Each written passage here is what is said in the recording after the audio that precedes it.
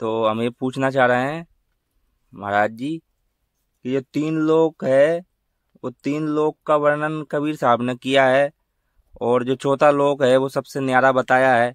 जिसके बाद में जो तत्व हैं, तो किस तत्व में शरीर छोड़ने पर वो मनुष्य की देह पाता है, और जो अधर लोक है चौथा लोक जिसको नियक्षर भी कहा है, उसके बारे में थोड़ा बताएं। कि सुमरन करना है तो सुमरन किसका करना है, कि नाम का सुमरन नहीं करना है, और सुरत को कहाँ लगाना है, तो सुमरन की जो विधि है क्या है, सुमरन किसका करें। साहेब बंदगी सत्यनाम सत्य कबीर साहब के पावन कमल में कोट कोट वंदना। देखो, प्रथम साधक को जो है अक्षरी नाम का स्मरण करना पड़ता है, और अक्षरी नाम में वैसे सबसे उत्तम जो है राम नाम की महिमा गाई है। और राम दशरथ का बेटा, लोग उसका भी स्मरण करते हैं। एक राम घटघट में बेटा, इसका भी बड़ा बहुत महत्व है। एक राम का ये सकल पसारा, और एक राम है जग से न्यारा। अब अगर मुक्ति का मार्ग, आवागमन का मार्ग बंद करना है तो उस चौथे राम को समझना पड़ेगा।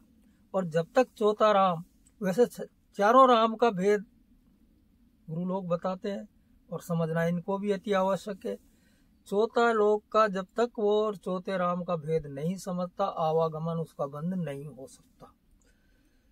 चौथा राम जो राम राम हम बोलते हैं, ये सिर्फ हमारे बुद्धि और विवेक का विचार है। राम राम बोलते बोलते जब राम का शब्द पकता है, उसके बाद में वो अजपा में पलट जाता है।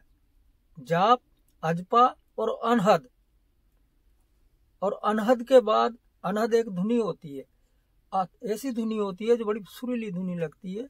वो ब्रह्मांड में, इस काया के ब्रह्मांड में उसकी धुनी की आवाज आती है, और उसके बाद में वो नाद भी बंद हो जाता है, वो एक शब्द बन जाता है, और उस शब्द को पकड़ के आगे की मंजिल चालू होती है। इस प्रकार से शुरू से जो सुमरन किया जाता है उसको जिव्या के आधार से, फिर जिव्या बंद हो जाती है सिर्फ मन के द्वारा, फिर स्वरत के द्वारा। इस प्रकार से वो सुमरन किया जाता है। जब वो शब्द जो अचल शब्द है, आत्मा स्वरूप है, उस तक पहुंचने का वो अखे नाम है।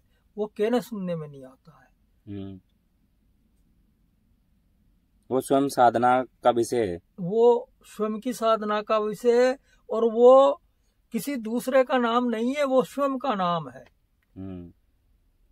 और उसके लिए क्या है, नाम कहूं तो नाम न ताका, और उसका कोई नाम भी नहीं है, और नाम बना वस्तु नहीं पाता, इसलिए उसको अखे नाम रखा है। वो अखे नाम एक बहुत विवेक से द्वारा समझने का विषय है। अब अखे नाम के लिए तो बहुत से जो इनका विवेक नहीं है, जिसने उस सत्संग को नहीं सुना, हो कहते हैं अरे अखे नाम क्या होता है। लेकिन अखे नाम एक नाम है, वो अजर नाम है, वो अमर नाम है, वो अकथनीय नाम है, जिसे बिन जिब्या बिन तालवार अंतर सुरति लगाए, ऐसा सुमरन जो करे तो भव सागर तर जाए। वो सुमरन ही बड़ा महत्वपूर्ण है।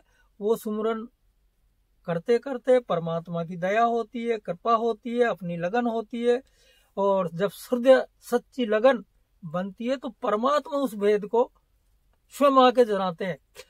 वो बड़े दयालु हैं, वो दया निदान है। पिता अपने पुत्र पे क्यों नहीं दया करता? पुत्र पे तो पिता दया करता ही करता। वो तो परम पिता परमात्मा है, वो बड़ा दयावान है। वो कभी किसी को दुख देता ही नहीं है। दुख तो जो देता है ये काल माया दुख देता है, और इसी में जब हमने आसक्ति बना ली तो इसलिए हमें दुख का एहसास होता है। अगर हम संबंध उस परमात्मा से स्थापित कर लें जो अजन्मा है, जिसने खंड ब्रह्मांड की रचना की है, जिसने काल की भी रचना की है, माया की भी रचना की है, जीव की भी रचना की है, संपूर्ण रचना की है, वो दयावान है, वो दयालु है, वो हर क्षण जीव पे दया करता है। अगर हम उसकी शरण चले जाएं तो वो इस भव बंधन से हमें छुटकारा बिल्कुल 100% दिला देगा, बिल्कुल। इसमें किसी प्रकार की कोई शंका नहीं। और जो तत्व की बताया है कि किस तत्व में, वैसे तत्वों में इस प्राण को छोड़ने का विधान बताया है, और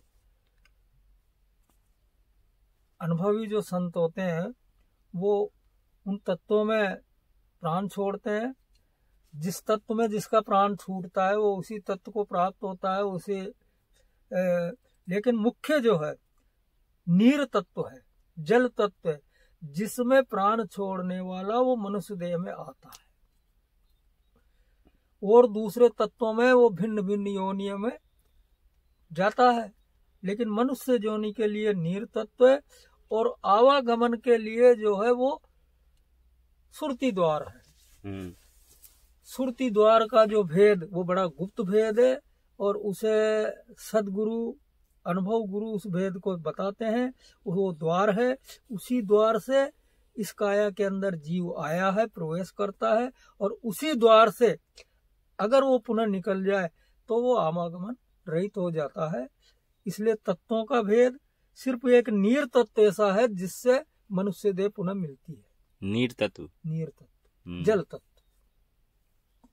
ये संतोष बोध में एक प्रमाण दिया है, लेख है पृष्ठ नंबर 158 पर। 9 तत्वों का भेद बताऊं, द्वार 3 को कहीं समझाऊं।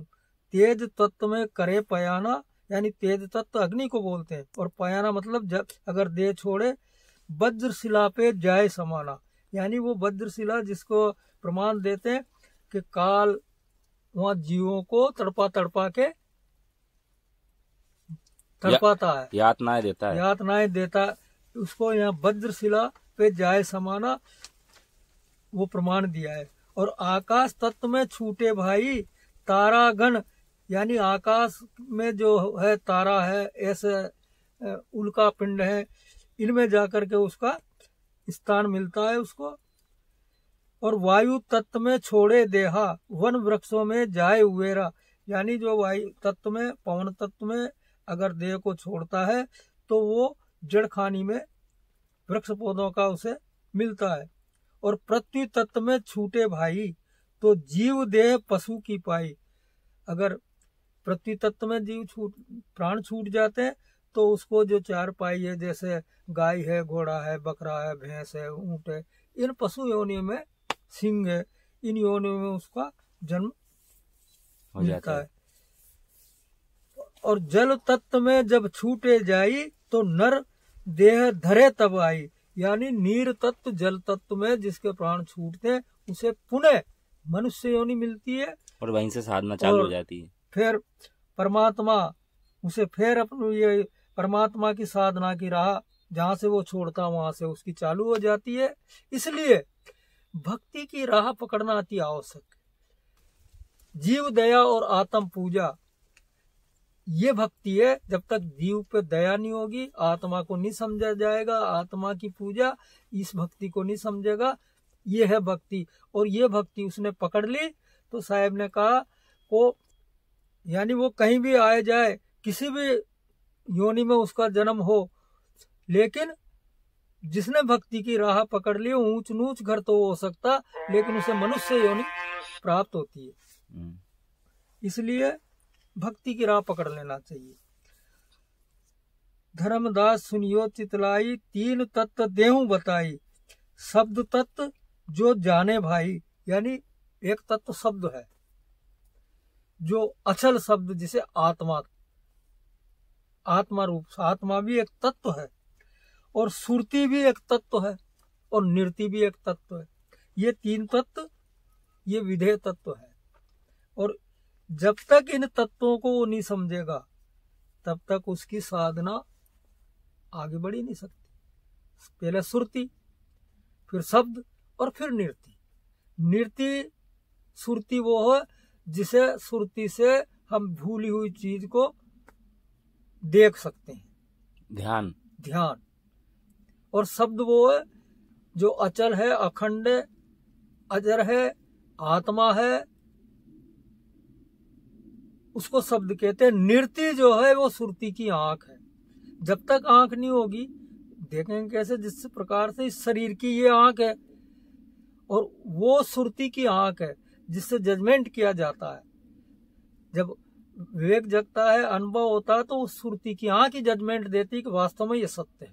तो ये तीनों जो है, ये तत्व, ये विदेह तत्व है और ये परमात्मा भजन सुमरन से प्रकट होते हैं। प्रमाण है, उसके आधार पर आपको समझाने का प्रयास करता हूँ। धर्मदास में तोय बताऊं, तीन लोक स्थान चिनाऊं। ब्रह्म लोक लिंग स्थाना, ताते उत्पत्ति होय निदाना। विष्णु लोक नाभि विस्तारा, शिव का लोक हृदय मजारा। और चौथा लोक अधर स्थाना।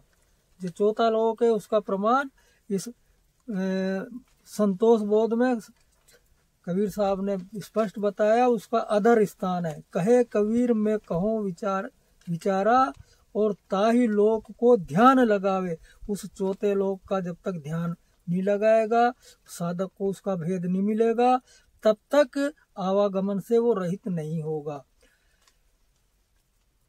चलत हंस काल नहीं खावे, यानी वहाँ ध्यान लगाने वाले को जब उसकी सुरती की जो चाल बनती है उसको काल नहीं पकड़ सकता।